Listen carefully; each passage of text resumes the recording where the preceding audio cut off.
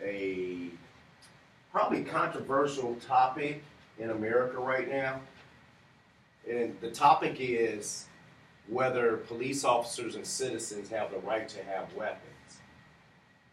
My belief is that the Constitution provides the right. That's what individuals say. Let me read this here.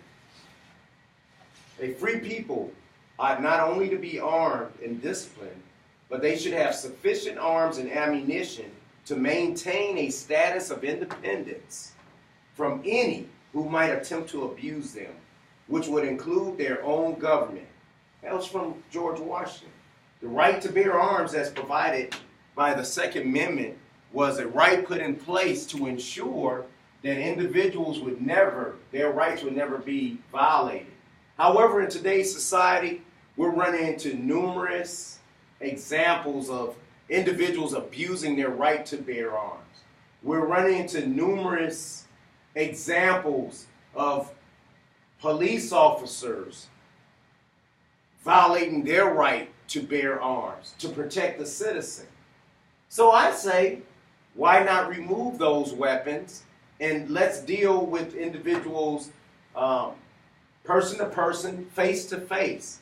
Learn how to communicate effectively with individuals to come about, to make a change, to bring justice the way justice is supposed to. Not to put justice into the hand of a single man. Not to give me a gun so that I can take your life based on what I feel. But to bring an individual in and maybe save a life.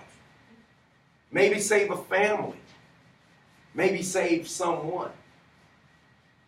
So that's what I'm talking about when I talk about taking that weapon away from that police officer or that citizen. Not so much to take away their right, but to give another person an opportunity for life, a child. When we look at the news, we talk about the effects that occur based on a parent missing from a family or that child missing from a family.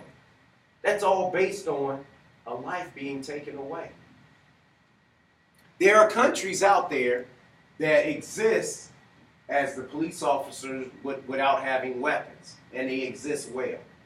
There are citizens that have weapons, and the police officers refuse to carry weapons because they're guardians of the citizen.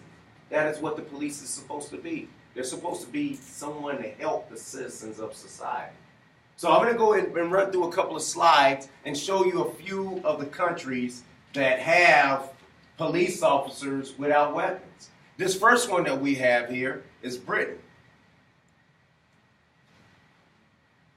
British officers on patrol have considered themselves to be guardians of citizens who should be easily approachable.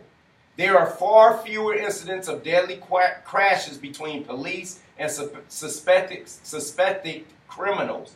In a survey, 82% of Britain Police Federation of members said they did not want to be routinely armed on duty. And at least 1/3 of the British police officers have feared for their lives while being on duty, but have remained opposed to carrying weapons. That lets me know that they are there truly to take care of the people. And I'm pretty sure that the people appreciate that they are making that sacrifice. Another country, Ireland. The Irish term for Ireland police is An Garda Síochána, which means protectors of the peace. So they've also changed their mindset in the way that they interact with individuals by saying, you know what, I'm here to protect the people. They choose not to carry weapons. Over here, we have Norway. In the latest information in 2014, the Norwegian police only fired their weapons once. And when they fired it, they came back and they apologized because it was something that they really did not want to do. Next country that I have is Iceland. The police do not patrol with guns. They are trained to use them and have access to them. Iceland has in their possession tear gas, and they have batons. But if they carry weapons, they usually keep them in the vehicle, or they call for a special force to come in if weapons are needed in a hot situation.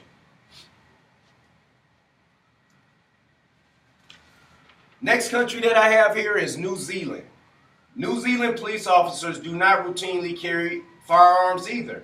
They only carry OC spray and batons as well. They do also have weapons within their vehicles if needed. However, once again, they routinely do not carry batons, weapons,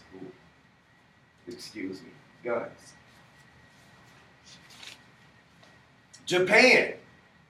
Japan people can and do, as you were, police can and do carry weapons. However, they seldom use them based on the strict country laws.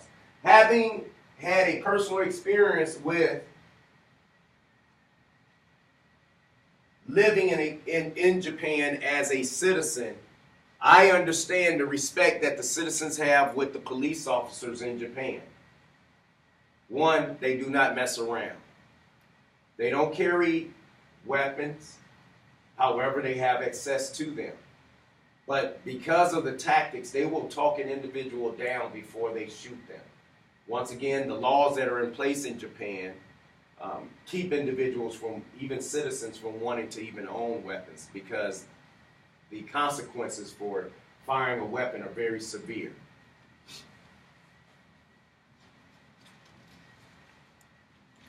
So I want to close with one thing. What is the objective for the police officer? To provide justice, consequences, or peace? Or is it the same? Is it all of them? And are we truly getting justice when we fire a firearm and we take a life? Are we truly getting a consequence or a closing for that family member if it is an issue that has been caused by a crime? And is it truly peace? Are we living peace? Thank you.